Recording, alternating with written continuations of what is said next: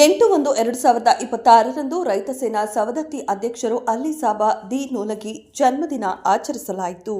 ಸವದತ್ತಿ ಪಟ್ಟಣದಲ್ಲಿ ರೈತ ಸೇನಾ ಕರ್ನಾಟಕ ಸವದತ್ತಿ ಶಹರ ಅಧ್ಯಕ್ಷರು ಅಲ್ಲಿಸಾಬ್ ನೂಲಗಿ ಅವರ ಜನ್ಮದಿನವನ್ನು ತಾಲೂಕಿನ ಎಲ್ಲ ರೈತರು ಸೇರಿ ಗೌರವಗಳೊಂದಿಗೆ ಜನ್ಮದಿನ ಆಚರಿಸಿದರು. ಇವರು ರೈತಪರ ಹೋರಾಟಗಾರ ಆಗಿದ್ದರು.